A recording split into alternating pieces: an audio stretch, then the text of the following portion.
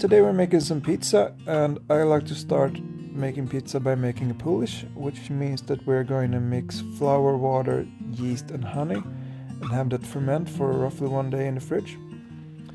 And to start that off, we're going to mix 320 grams of flour with 320 grams of water, 8 grams of dry yeast, which is roughly 1 tablespoon. I would estimate it to 0.9 tablespoons. And 8 grams of honey. And we're going to mix those all together, cover, leave the dough on the counter for roughly 1 hour, and then put in the fridge for 16 to 24 hours.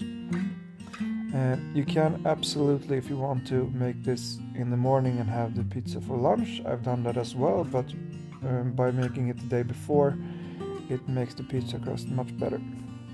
But if you wake up one morning and feel like pizza, you can absolutely start making a pizza dough and have it for lunch. I would just not put it in the fridge and leave it on the counter until it's time to bake. Roughly 3 hours before you want to eat, I would take the pizza dough out, because if it's on the counter for an hour before you actually start working it, it becomes much easier. And then we're going to have the dough ferment for a second time on the counter for roughly 2 hours. So 3 hours ahead is a good start. And then we're going to add 32 grams of water and 16 grams of salt to a bowl. I have a super accurate scale, which makes this much easier. And then we're going to take the dough, add 192 grams of flour, and then simply add the water and salt mixture. And this pizza dough is roughly 70% hydration. I think it's like 69 or something, which makes it a fairly wet pizza dough, but it makes a very nice dough. We're gonna mix that together as much as we can in the bowl, and then put it on a counter and start kneading.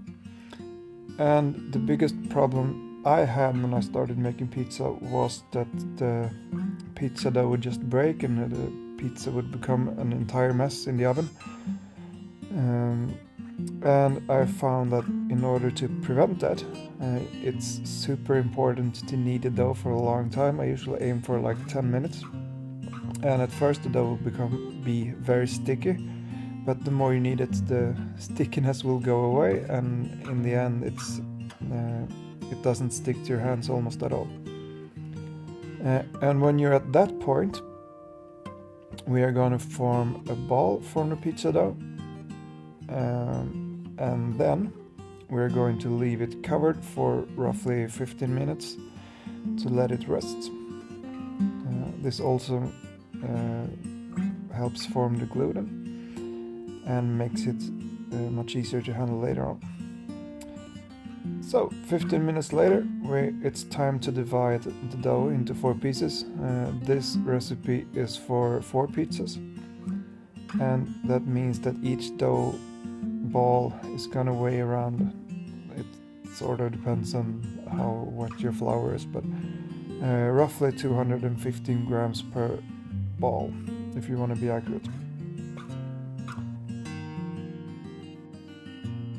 After that, we're going to add a little bit of oil to a bowl and just rub it out. And when I measured this out, I got roughly 2 grams of oil, so it's not a lot, but it helps a lot with releasing the dough from the bowl later on.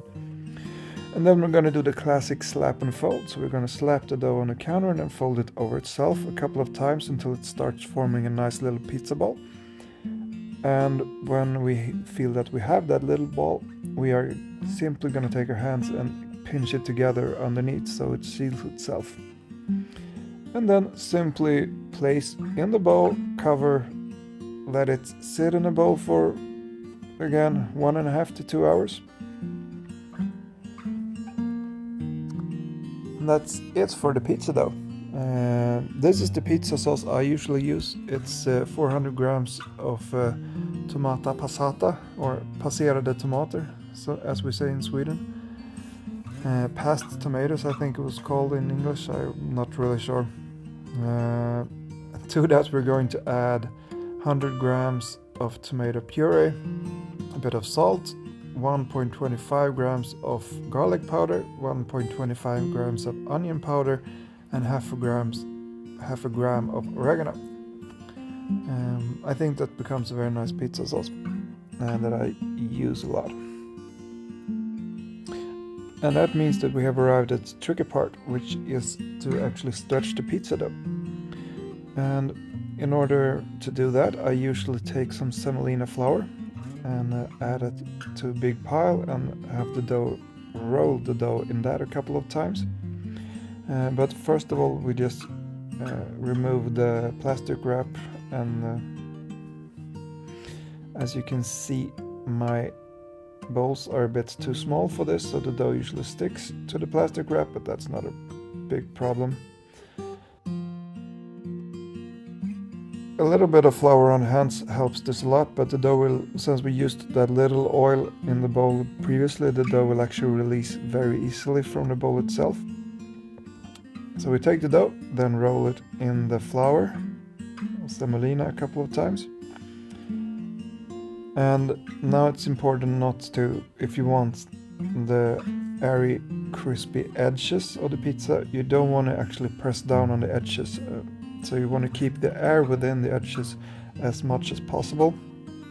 And I'm sure there's much better ways of doing this than the way I am, but this is a really easy way that actually turns out quite nicely. So just use your fingers to stretch the pizza and then remove the excess semolina flour that's falling off. And as you can see, the dough won't stick to the counter, and you can stretch it this way quite easily. And then what I like to do is to pick the dough up and stretch it just between the knuckles. And as you can see, we actually ended up with a very thin pizza dough that's easy to work with and easy to actually stretch. And if you feel that your pizza dough contracts when you try to stretch it, you can try leaving it on a counter for 2 to 3 minutes and then try again. That would probably solve that issue. The only critical part there is that if you're unlucky, it might stick to the counter, so you might want to add some semolina flour underneath.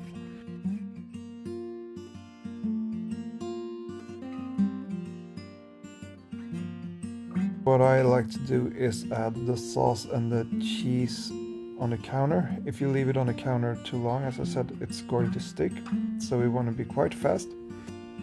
Then we're going to be quite generous with flour on the pizza peel, because if it sticks to the pizza peel, it's going to be a mess and everything will be ruined.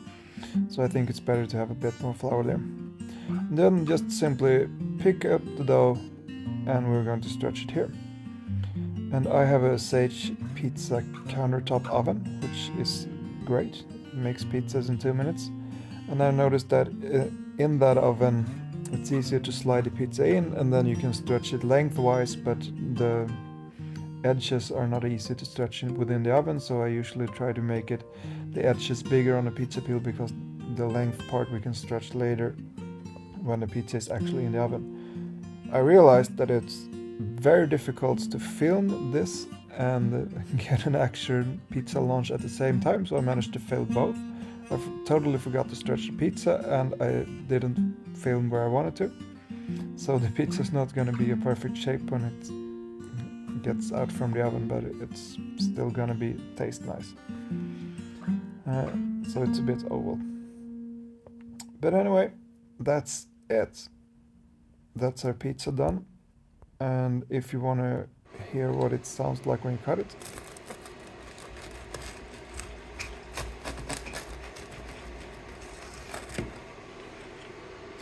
it's nice and crunchy.